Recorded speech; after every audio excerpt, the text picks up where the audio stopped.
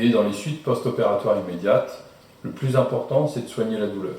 La douleur est généralement modérée, et c'est pour ça qu'elle passe avec le paracétamol qui a été prescrit.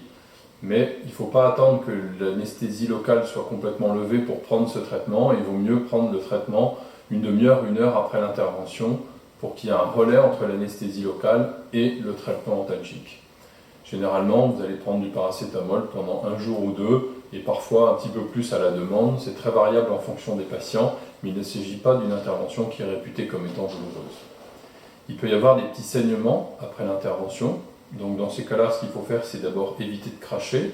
Il faut vous rincer la bouche à l'eau très froide, et ensuite vous pouvez rouler une petite compresse et mordre dessus à l'endroit précis où ça saigne, et généralement ça rentre dans l'ordre tout seul. Il faut, pendant les 48 premières heures, avoir une alimentation plutôt froide, parce que le chaud peut augmenter le saignement. Il faut aussi avoir une alimentation plutôt molle, puisque vous n'aurez pas tellement envie de mastiquer dans les suites post-opératoires immédiates. Et si vous n'avez pas de douleur, par contre, vous pouvez mastiquer, mais du côté opposé de là où vous avez été opéré. Ensuite, en ce qui concerne le brossage des dents, eh bien, vous pouvez reprendre le brossage des dents tout de suite après l'intervention avec votre brosse à dents et un dentifrice tout à fait classique. Par contre, vous allez éviter la zone opérée, et cette zone, vous allez la brosser à partir de 3 jours après l'intervention avec la petite brosse à dents post-chirurgicale. Il suffit de la tremper dans un petit verre de bain de bouche et ensuite de venir brosser délicatement sur la cicatrice 3 fois par jour, et ça doit permettre de bien nettoyer la zone opérée.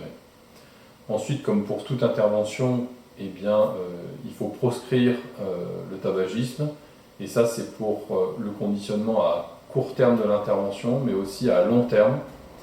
Et enfin, il vous a été mis pendant l'intervention des fils de suture. Ces fils de suture, eh bien, ils sont résorbables, donc c'est-à-dire qu'ils vont fondre directement dans la bouche dans les jours qui suivent. Ils peuvent rester quelques jours à quelques semaines. Et donc, si toutefois ils vous gênent, eh bien, n'hésitez pas à reprendre contact avec le cabinet et on vous reverra pour les retirer.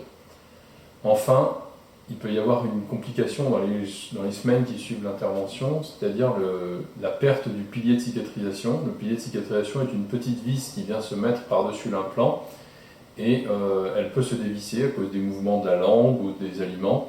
Et donc, si elle se dévisse, eh bien, pas d'inquiétude, vous reprenez contact avec le cabinet, et dans les jours qui suivent, eh bien, on repositionnera ce pilier. En tout cas, s'il y a moindre problème, toute l'équipe est disponible pour répondre à vos questions, et si c'est nécessaire, eh bien, nous vous reverrons en consultation en urgence. N'hésitez pas à envoyer un mail ou à téléphoner au cabinet.